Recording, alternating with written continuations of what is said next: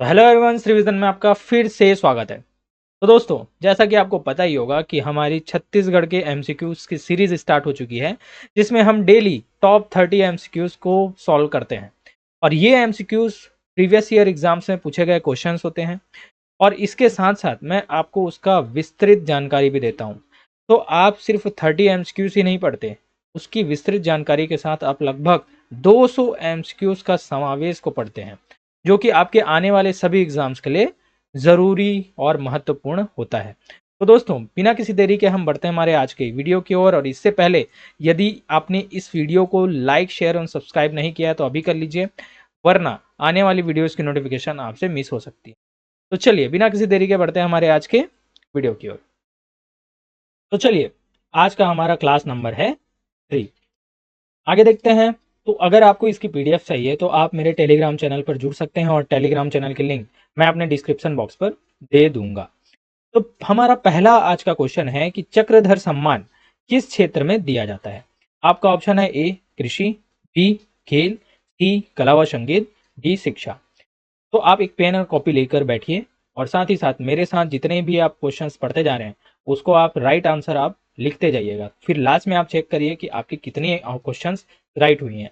देखिए, क्वेश्चन का लेवल मैं धीरे धीरे अप करूंगा, जिसमें आप कूट वाले क्वेश्चंस और बहुत सारे डिफिकल्ट क्वेश्चन भी करने वाले हैं। तो हम पहले बेसिक से स्टार्ट कर रहे हैं, फिर उसके बाद हम अपना लेवल अप करते चले जाएंगे।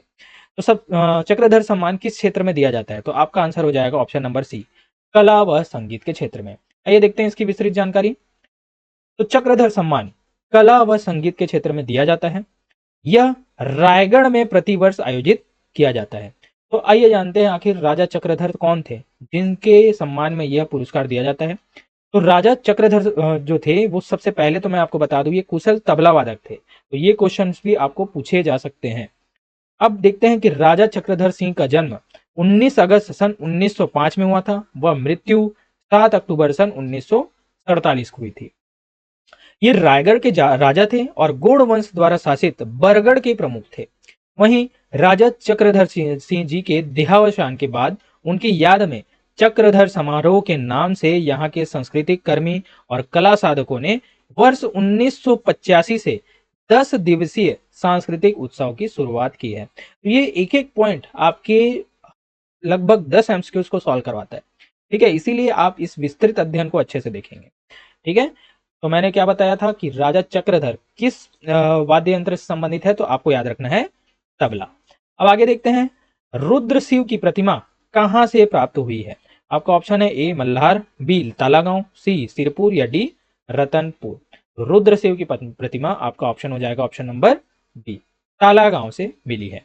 आगे देखते हैं, तालागांव बिलासपुर जिले के समीप है। वहीं यह मनियारी नदी के तट पर स्थित है। तो ये क्वेश्चन भी पूछा जाता है कि ताला गांव किस नदी के तट पर स्थित है, तो आपका आंसर हो जाएगा मनियारी नदी। अब प्रसिद्ध मंदिर देखें यहाँ का, तो देवरानी जेठानी मंदिर, जो कि छत्तीसगढ़ का सबसे पुराना मंदिर है। वहीं इस मंदिर की शैली की अगर मैं बात करूं तो यह है गुप्त कालीन स्थापत्य कला का उदाहरण। तो ये क्वेश्चंस भी आपसे पूछे जा सकते हैं। नेक्स्ट है, छत्तीसगढ़ी मुहावरा कथरी ओढ़े घी काए का अर्थ क्या है। आपका ऑप्शन है ए कथरी ओढ़ना, बी घी खाना, सी कंजूस या डी उन्नति छिपाना। तो इस प्रकार से आपका आंसर हो जाएगा ऑप्शन नंबर डी, उन्नति छिपाना। कथरी ओढ़े घी खाए का मतलब होता है उन्नति छिपाना। तो देखिए, जैसे किसी के पास बहुत अधिक धन है, लेकिन वो शो ऑफ नहीं करता कि मेरे पास इतना पैसा है, वो ऐसा दिखाता है कि मैं तो भैया बहुत गरीब हूं। उसी को बोलते हैं कथरी ओढ़े घी खाना, है ना। मतलब गरीबी का दिखावा करना, लेकिन उनके पास क्या है, बहुत पैसा है। अब आगे देखते हैं, छत्तीसगढ़ी व्यंजन पपची किस प्रकार का व्यंजन है। आपका ऑप्शन है ए नमकीन, बी मीठा, सी खट्टा या डी मसालेदार। तो आपका आंसर हो जाएगा ऑप्शन नंबर बी, मीठा। तो पपची एक मीठा व्यंजन है। देखते हैं इसके बारे में। तो छत्तीसगढ़ का प्रसिद्ध मीठा व्यंजन है पपची। वहीं यह पर्वों मतलब त्योहारों एवं अतिथि सत्कार में बनाया जाता है। तो पपची कैसा व्यंजन है, मीठा व्यंजन, ये आपको याद रखना है। नेक्स्ट है, छत्तीसगढ़ की सबसे साक्षर जनजाति कौन सी है। तो सबसे साक्षर जनजाति आपका ऑप्शन है ए मुरिया, बी हल्बा, सी कमार या डी उराव जनजाति। तो सबसे साक्षर जनजाति अगर मैं बोलूं तो आपका आंसर हो जाएगा ऑप्शन नंबर डी, उराव जनजाति। इसके बाद देखते हैं विशेष जानकारी। तो सबसे पहले मैंने क्या बताया कि साक्षर रूप से, है ना, साक्षर रूप से अगर मैं बोलूं तो उराव जनजाति सबसे साक्षर है। वहीं सांस्कृतिक दृष्टि से समृद्ध कौन है, तो मुरिया जनजाति। और आर्थिक रूप से समृद्ध कौन है, तो हल्बा जनजाति, जो कि मुख्यतः कृषि कार्य करती है। इन तथ्यों को आपको याद रखना है। नेक्स्ट देखते हैं, छत्तीसगढ़ का कौन सा नृत्य केवल महिलाओं द्वारा किया जाता है। आपको ऑप्शन है ए राउत नाचा, बी सुआ नृत्य, सी पंथी नृत्य या डी कर्मा नृत्य। तो आपका आंसर हो जाएगा ऑप्शन नंबर बी सुआ नृत्य। तो देखिए सुआ नृत्य के बारे में, तो सुआ नृत्य केवल और केवल महिलाओं द्वारा किया जाता है और इसमें बीच में मिट्टी के तोते रखे जाते हैं और उसमें धान और दीपक रखकर थापड़ बचाते हुए ऐसे घूमते घूमते क्या है डांस करते हैं, नृत्य करते हैं, जो कि आप दिवाली के अवसर में देखते ही होंगे। अब आगे बढ़ते हैं, कोरवा जनजाति की पंचायत को क्या कहा जाता है। तो आपका ऑप्शन है ए घोटुल, बी मयारी, सी धूमकुमरिया या डी गितियोना।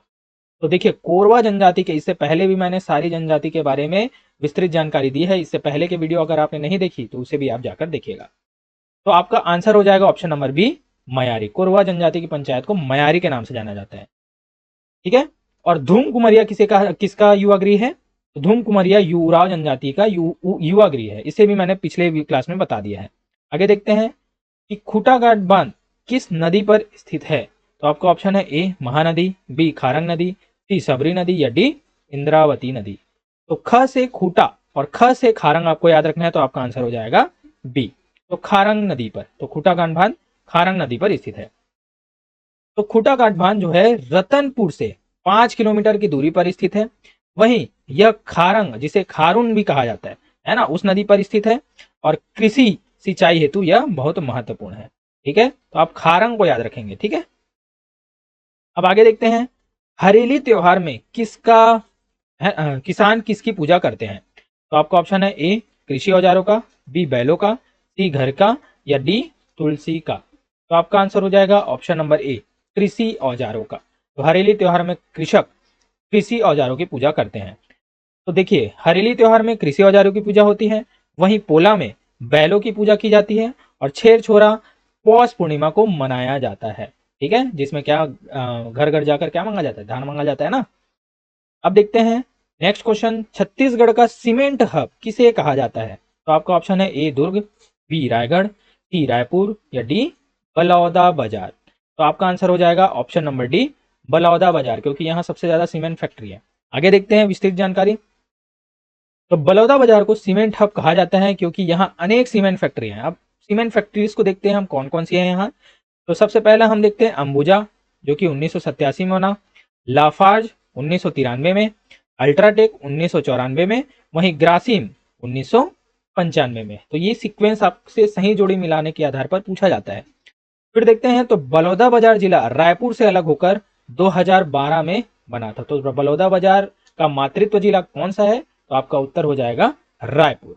ठीक है, नेक्स्ट देखते हैं, छत्तीसगढ़ में पोला त्योहार कब मनाया जाता है।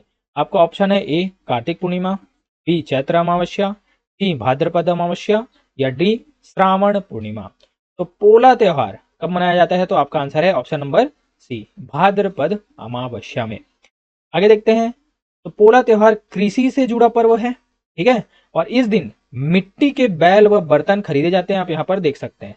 ठीक है, अब देखिए यहाँ पर दो व्यंजन बनाए जाते हैं मुख्यतः, ठेठरी और खुरमी, जिसमें से ठेठरी जो होता है वो पार्वती माता का प्रतीक चिन्ह है, वहीं खुरमी जो होता है वो भगवान शिव का प्रतीक व्यंजन है। ठीक है, अब मुख्यतः छत्तीसगढ़, महाराष्ट्र और मध्य प्रदेश में ठीक है यह पर्व मनाया जाता है। अब आगे देखते हैं, नेक्स्ट है डोंगरगढ़ के बमलेश्वरी देवी मंदिर का निर्माण किसने करवाया था। तो आपका ऑप्शन है ए राजा मोरध्वज, ऑप्शन बी है राजा वीरसेन, सी राजा भैरव सेन या डी राजा हरिश्चंद्र। तो डोंगरगढ़ के बमलेश्वरी देवी का मंदिर ऑप्शन नंबर बी राजा वीरसेन द्वारा कराया गया था। देखते हैं, ठीक है, तो डोंगरगढ़ स्थित बमलेश्वरी मंदिर छत्तीसगढ़ का प्रसिद्ध शक्तिपीठ है। देखिए शक्तिपीठ है बमलेश्वरी देवी मंदिर, ये याद रखना है आपको। इसे छोटी बमलेश्वरी के नाम से भी जाना जाता है। वहीं राजा वीरसेन ने देवी के दर्शनार्थ यह मंदिर को बनवाया और यह मंदिर जो है नवरात्रि में मेला के कारण प्रसिद्ध है। तो यहाँ नवरात्रि में क्या लगता है, मेला। तो बमलेश्वरी देवी नवरात्रि में मेले के लिए प्रसिद्ध है। आगे देखते हैं, छत्तीसगढ़ में प्रथम डिप्टी कमिश्नर कौन थे। तो आपका ऑप्शन है A Charles Grant, B Richard Temple, C एजरे थॉमसन या डी चार्ल्स सी इलियट। ठीक है, तो इस प्रकार से आपका आंसर हो जाएगा प्रथम deputy commissioner option number D Charles C Elliot थे। चलिए देखते हैं इसके बारे में जानकारी। तो चार्ल्स सी इलियट सन 1855 में नियुक्त किया गया था इन्हें एज अ डिप्टी कमिश्नर, और उन्होंने प्रशासनिक व्यवस्था को सुव्यवस्थित किया और ब्रिटिश काल में छत्तीसगढ़ नागपुर प्रांत के अधीन था। ये याद रखना है कि ब्रिटिश काल में, है ना, जब छत्तीसगढ़ उस समय था तो वो नागपुर प्रांत के अधीन में था। और पहला कलेक्टर कौन था? तो इस समय पहला कलेक्टर जो हुआ वो ईजी बेले हुए, जो कि 1854 में जिन्हें कलेक्टर बनाया गया। तो ईजी बेले आपको याद रखना है। नेक्स्ट है इंद्रावती नदी का प्राचीन नाम क्या है? तो आपका ऑप्शन है ए नर्मदा, बी मंदाकिनी, सी वेदवती या डी पयोष्णी या परोशनी। तो बताइए इंद्रावती नदी का प्राचीन नाम क्या है? तो आपका आंसर हो जाएगा ऑप्शन नंबर बी मंदाकिनी। आइए जानते हैं विशेष जानकारी। तो इंद्रावती नदी को बस्तर की जीवन रेखा के नाम से जाना जाता है। वहीं इसका उद्गम ओडिशा के कोरापुट जिले से हुआ है। ठीक है, ये आपको याद रखना है कि इसका उद्गम कब हुआ है, कहां से हुआ है, तो ओडिशा के कोरापुट जिले से। और यह मुख्यतः गोदावरी नदी की प्रमुख सहायक नदियों में से एक है। ठीक है, और पूर्व में इसका नाम क्या था? मंदाकिनी था। तो ये इंद्रावती नदी के बारे में आपको याद रखना है। नेक्स्ट है छत्तीसगढ़ में गौरा गौरी गीत कब गाया जाता है? आपको ऑप्शन है ए होली, बी दीपावली, सी हरियाली या तीज और डी दशहरा। तो आपका आंसर हो जाएगा गौरा गौरी गीत दिवाली के या दीपावली के अवसर पर गाया जाता है। देखते हैं अन्य जानकारी। तो गौरा गौरा गीत शिव पार्वती विवाह से संबंधित है, आप यहाँ पर देख सकते हैं। यह विशेषकर गोंड जनजाति द्वारा किया जाता है। वहीं कार्तिक माह में दीपावली के अवसर पर यह पर्व मनाया जाता है ना। और गौरा गौरी उत्सव पारंपरिक लोक संस्कृति का ही हिस्सा है। तो आपको याद रखना है कि गौरा गौरी पर्व किससे संबंधित है? शिव पार्वती की पूजा से। अब आगे बढ़ते हैं। छत्तीसगढ़ के किस त्योहार को रथ महोत्सव कहा जाता है? मोस्ट इंपॉर्टेंट क्वेश्चन है।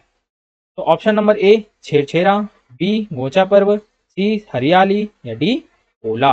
तो आपका आंसर हो जाएगा ऑप्शन नंबर बी गोचा पर्व। तो रथ महोत्सव कहें या गोचा पर्व दोनों ही एक हैं। आगे देखते हैं। तो गोचा पर्व को रथ महोत्सव भी कहा जाता है, जो कि 27 दिनों का होता है। ठीक है, आपको ये याद रखना कितने दिनों का होता है? तो 27 दिनों का। यह आषाढ़ शुक्ल पक्ष द्वितीया को मनाया जाता है। वहीं मुख्य आयोजन इसका जगदलपुर में होता है। तो जगदलपुर में ही क्या होता है? गोचा पर्व का आयोजन किया जाता है, जिसमें भगवान जगन्नाथ जी की यात्रा इस पर्व में की जाती है। ठीक है, तो गोचा पर्व आपको याद रखना है। एक होता है बस्तर दशहरा जो कि 75 दिनों का होता है, उसके बारे में आगे हम पढ़ेंगे। अब आते हैं छत्तीसगढ़ का ट्रिपल पी आधारित पहला इथेनॉल प्लांट कहाँ स्थापित किया गया है? तो आपका ऑप्शन है ए रायपुर, बी बिलासपुर, सी कवर्धा या डी सरगुजा। तो आपका आंसर हो जाएगा ऑप्शन नंबर सी कवर्धा में। ठीक है, तो इथेनॉल प्लांट कहाँ स्थापित किया गया है? तो कवर्धा में स्थापित किया गया है। अब देखते हैं। ट्रिपल पी का फुल फॉर्म होता है पब्लिक प्राइवेट पार्टनरशिप, है ना जी। ये आधारित परियोजना है। वहीं कवर्धा में भोरम देव शक्कर कारखाना के समीप इसे स्थापित किया गया है। और इथेनॉल उत्पादन से पेट्रोलियम पर निर्भरता कम होती है। अब देखिए एथेनॉल का आखिर काम क्या होता है? तो एथेनॉल को हम पेट्रोल में मिलाकर क्या है यूज करते हैं, जिसमें 80% पेट्रोल होता है और 20% एथेनॉल, जिससे जो पेट्रोल है वो सीमित संसाधन है जो कि खत्म हो सकते हैं। तो इससे पेट्रोल को बचाने के लिए एथेनॉल मिलाया जाता है। ठीक है, अब छत्तीसगढ़ का पहला राज्य बना जिसने गन्ना आधारित एथेनॉल नीति लागू की, जो कि गन्ने से क्या है? एथेनॉल बनाता है। अब आते हैं। हीराकुड बांध किस नदी पर बना है? आपका ऑप्शन है ए गोदावरी, बी महानदी, सी शंख नदी, ठीक है, और डी इंद्रावती नदी। तो आपका आंसर हो जाएगा ऑप्शन नंबर बी महानदी पर। तो हीराकुंड बांध किस नदी पर है? महानदी पर। तो हीराकुंड बांध ओडिशा के संबलपुर जिले में स्थित है, जिसका निर्माण 1948 से 1957 के बीच में हुआ। इसके इंजीनियर थे एम विश्वेश्वरैया, जिसके बारे में आप भली भांति परिचित होंगे। महानदी छत्तीसगढ़ की जीवन रेखा के नाम से जानी जाती है। ठीक है, आपको ये याद रखना है। मैं थोड़ा क्विक में इसलिए जा रहा हूँ कि आपको जल्दी से जल्दी से एमसीक्यू सीरीज को खत्म करा सकूं। अदरवाइज आप बोर हो जाते हैं और वीडियो बहुत लंबी हो जाती है बोलते हैं, इसलिए मैं ज्यादा डिटेलिंग नहीं दे रहा। अदरवाइज एक सीरीज चलेगी जिसमें मैं सारी डिटेल्स जानकारी आपको देने वाला हूँ। जैसे ये एमसीक्यू सीरीज खत्म होती है आपको डिटेल जानकारी वाली वीडियोस भी मिल जाएंगी। अब नेक्स्ट देखते हैं चंद्रहासिनी देवी का मंदिर किस जिले में है। आपका ऑप्शन है ए बलौदा बाजार, बी रायगढ़, सी शक्ति या डी जांजगीर चांपा। तो आपका आंसर हो जाएगा ऑप्शन नंबर सी शक्ति जिले में। आइए देखते हैं विशेष जानकारी। तो शक्ति जिले में अभी क्या है देखिए चंद्रहासिनी देवी अभी वर्तमान में शक्ति जिले में है, लेकिन इससे पहले जांजगीर चांपा में था जब शक्ति जिला नहीं बना था। और जब जांजगीर चांपा का विभाजन करके जब शक्ति जिला का निर्माण हुआ तो ये जो मंदिर है ये कहाँ चले गया, शक्ति जिले के अंतर्गत। अब जिला विभाजन के बाद शक्ति जिला में आता है। स्थान देखें तो चंद्रपुर में, और चंद्रपुर किसके लिए प्रसिद्ध है, त्रिवेणी संगम के लिए, जहां पर महानदी मांड और लीलागर, ठीक है, इस नदी का संगम से क्या है, त्रिवेणी संगम बनता है। ठीक है, ये लीलागर नहीं लात होनी चाहिए, ठीक है, हिंदी मांड और लात, इस नदी से लीलागर लिख दिया है। ठीक है, अब छत्तीसगढ़ का निर्माण मध्य प्रदेश के कितने जिलों से हुआ था। तो आपका ऑप्शन है ए 12, बी 14, सी 16 या डी 18। तो आपका आंसर हो जाएगा ऑप्शन नंबर सी 16। तो मध्य प्रदेश के कितने जिलों से कहा जाए तो स्टार्टिंग में जब 1 नवंबर 2000 को छत्तीसगढ़ अस्तित्व में आया तो 16 जिलों को लेकर छत्तीसगढ़ अस्तित्व में आया था। इसके बारे में मैंने विस्तृत जानकारी पिछले वीडियो में दे रखी है। तो देखिए 1 नवंबर 2000 को शहर छत्तीसगढ़ बना और मध्य प्रदेश के 16 जिले से इसका गठन हुआ। वर्तमान में कितने जिले हैं तो 33 जिले। और सबसे नवीनतम जिला कौन सा है तो एमसीबी अर्थात मनेन्द्रगढ़, चिड़मिरी और भरतपुर, जो कि 2022 में अस्तित्व में। नेक्स्ट देखें तो छत्तीसगढ़ का पहला फूड पार्क किस जिले में बना है। तो आपका ऑप्शन है ए रायपुर, बी कवर्धा, सी बलौदाबाजार या डी सरगुजा। तो पहला फूड पार्क कहां बना है तो आपका आंसर हो जाएगा ऑप्शन नंबर डी सरगुजा में। आइए देखते हैं जानकारी। तो सरगुजा की सीतापुर तहसील में है ना ये फूड पार्क बना है। गांव का नाम है उल्किया। वहीं फूड पार्क से प्रोसेसिंग उद्योग को क्या मिलता है, बढ़ावा मिलता है और किसानों की आय में जिसमें वृद्धि होती है, इसलिए फूड पार्क जरूरी है। अब नेक्स्ट देखते हैं भारतीय संविधान में छत्तीसगढ़ की कितनी जनजातियों को सूचीबद्ध किया गया है। आपका ऑप्शन है ए 32, बी 36, सी 40 या डी 42। तो आपका उत्तर हो जाएगा ऑप्शन नंबर डी 42। तो छत्तीसगढ़ में कितनी 42 जनजातियों को सूचीबद्ध किया गया है। अब देखिए टोटल 42 अनुसूचित जनजातियां हैं जिन्हें 161 उप समूह में बांटा गया। ये क्वेश्चन भी पूछा जाता है कि 42 जनजातियों को कितने उप समूह में बांटा गया है तो 161, और जिसमें सर्वाधिक जनसंख्या लगभग 56% इसकी है गोंड जनजाति में देखने को मिलती है। ठीक है, नेक्स्ट है तरहुल किस जनजाति का प्रमुख नृत्य है। में ए है उराव, बी है बैगा, सी है बिंजवार, ठीक है बिंजवार, और डी है कंवर। तो आपका उत्तर हो जाएगा ऑप्शन नंबर ए उराव। तो सरहुल उराव जनजाति का प्रमुख नृत्य है। आगे देखते हैं तो सरहुल में साल वृक्ष की पूजा की जाती है। वहीं सरना देवी को प्रसन्न करने के लिए इस उत्सव को मनाया जाता है। तो साल वृक्ष और सरना देवी सरहुल पर्व, इसको स से आपको याद रखना है। ठीक है, साल वृक्ष या सरई वृक्ष में फूल आने पर इस पर्व को मनाया जाता है। यह झारखंड, छत्तीसगढ़ और उड़ीसा में मुख्य रूप से मनाया जाता है। तो स से आपको याद रखना है सरहुल, साल, ठीक है, और सरना देवी। अब आते हैं नेक्स्ट, अमृत धारा जलप्रपात किस नदी पर है। आपका ऑप्शन है ए इंद्रावती, बी अरपा, सी हसदो या डी सबरी नदी।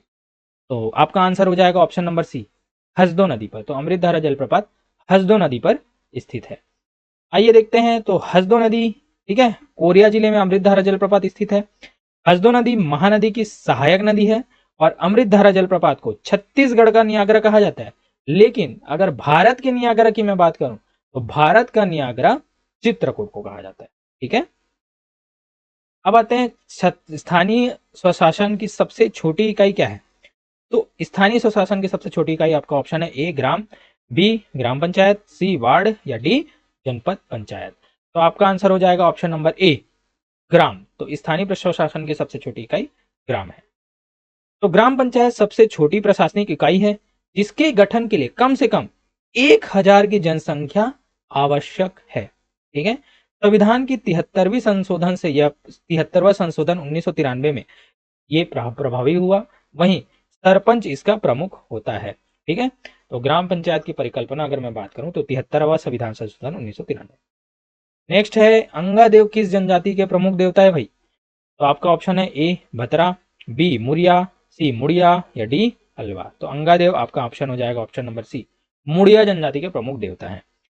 तो अंगादेव का निर्माण सागौन की लकड़ी से होता है। तो ये क्वेश्चन भी पूछा जाता है कि अंगादेव का निर्माण किस लकड़ी से होता है? तो सागौन की लकड़ी से।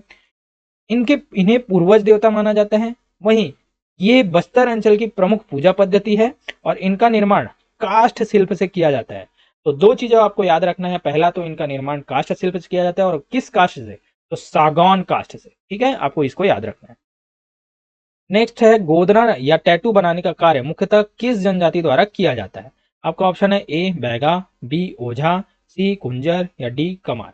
तो आपको ये याद रखना है कि गोदना बनाने का कार्य और गोदना करवाने का कार्य, गोदना प्रिय जनजाति, तीनों अलग अलग है। यहां पर क्या पूछा है? गोदना बनाने का कार्य कौन बनाती है भाई? तो आपको याद रखना है ऑप्शन नंबर बी ओझा। ठीक है, तो देखिए गोदना क्या है? ये स्थायी शरीर की सज्जा है ना। देखिए महिलाओं ने क्या बनाया है, अपने चेहरे पर गोदना बनाया है, और उस टाइम में एक चेहरे को सजाने के लिए गोदना करवाया जाता था। तो गोदना प्रिय जनजाति कौन है? तो गोदना प्रिय जनजाति कौन है? बैगा, जो कि सबसे पसंद करती है गोदना को। ठीक है, लेकिन सबसे ज्यादा गोदना करवाती कौन है? तो कौन है? कमार जनजाति। और झेला गोदना कौन सी महिला करती है? तो बैगा महिला झेला गोदना कराती है। ये क्वेश्चन भी पूछा जाता है, झेला गोदना कौन सी जनजाति की महिलाएं कराती है? तो कौन सी? बैगा। अब नेक्स्ट आगे देखते हैं अन्य जनजातियां कौन कौन सी है। कुंजर बंजारा भी गोदना बनाते हैं। ठीक है, तो तीन चीजें मैंने बताया आपको कि गोदना बनाती कौन है? ओझा। गोदना प्रिय जनजाति कौन है? तो कौन है? बैगा। गोदना गोदो गोद करवाती कौन है आखिर? तो कौन है? कमार। इसे तीन चीजों को आप याद रखें। अब पेद्दा किस जनजाति की स्थानांतरित कृषि है? तो आपका ऑप्शन है ए गोड़, बी बैगा, सी माड़िया या डी बिजवार। तो पेद्दा जो है माड़िया जनजाति की स्थानांतरित कृषि है। देखते हैं, तो स्थानांतरित कृषि या इसे ही बोलते हैं झूम खेती। तो माड़िया या भुज माड़िया जनजाति में क्या है? पेद्दा कहलाती है। जो स्थानांतरित कृषि होती है ना, उसे पेद्दा कहते हैं। वहीं गोंड जनजाति है ना, गोंड जनजाति में स्थानांतरित कृषि को धारिया कहते हैं, और बैगा जनजाति में स्थानांतरित कृषि में को बेवार या दाहिया कहते हैं। ठीक है, आगे बढ़ते हैं। कर्मा नृत्य किस जनजाति द्वारा किया जाता है? तो कर्मा नृत्य आपका ऑप्शन है ए बैगा, बी उराव, सी मुंडा या डी उपरोक्त सभी। तो कर्मा नृत्य बैगा में भी किया जाता है, उराव में भी किया जाता है और मुंडा में भी किया जाता है। तो आपका आंसर हो जाएगा ऑप्शन नंबर डी उपरोक्त सभी। ठीक है, तो कर्मा नृत्य में प्रकृति की पूजा की जाती है। वहीं बैगा, उराव, गोड़, मुंडा, कमार जनजाति इसे करती है, और मुख्यतः इसमें कर्मा देवता की पूजा की जाती है। आखिर ये जो सॉरी आखिर जो कर्मा नृत्य है ना, ये कहाँ कहाँ है? तो कहाँ का है? मध्य प्रदेश, छत्तीसगढ़ और झारखंड में प्रचलित है। नेक्स्ट है छेरकी महल कहाँ स्थित है? तो छेरकी महल आपका उत्तर ऑप्शन है ए बिलासपुर, बी रायपुर, सी कवर्धा या डी दुर्ग। छेरकी महल आपका आंसर हो जाएगा ऑप्शन नंबर सी कवर्धा में। अब देखते हैं इनके निर्माणकर्ता थे रामचंद्र देव, जो कि फणी नागवंश से संबंध थे। और इनका निर्माण वर्ष कब था? तो 1349 में छेरकी महल का निर्माण हुआ था। किसने किया? रामचंद्र देव ने। रामचंद्र देव किस वंश से संबंधित है? तो फणी नागवंश। अब इसका ऐतिहासिक महत्व देखें तो कवर्धा राजाओं की प्रशासनिक इमारत क्या है? छेरकी महल। तो इस प्रकार से मैंने कोशिश की है कि टॉप 30 एमसीक्यूज को जल्दी से जल्दी आपके पास करा दूं। देखिए धीरे धीरे इसका लेवल अप होते जाएगा। मैंने पहले बेसिक से स्टार्ट किया है, उसके बाद लेवल अप होते जाएगा। अगर आपको ये वीडियोस अच्छी लग रही हैं तो लाइक शेयर और सब्सक्राइब जरूर कीजिए, और कमेंट बॉक्स पे दीजिए, बताइए कि आपको मेरी वीडियोस कैसी लग रही हैं। अगर अच्छी लग रही हैं तो यार ज्यादा से ज्यादा शेयर करो ना, और कमेंट बॉक्स पे बताओ कि आपको किस टॉपिक पे वीडियो चाहिए। मैं कोशिश करता हूँ कि आपको उस टॉपिक पे वीडियो दे पाऊँ। तो दोस्तों आज के मेरे वीडियो पर बने रहने के लिए धन्यवाद। इसी प्रकार की अगर वीडियो आपको चाहिए तो यार सब्सक्राइब कर लो, तभी आने वाली वीडियो की नोटिफिकेशन आपको मिल पाएगी।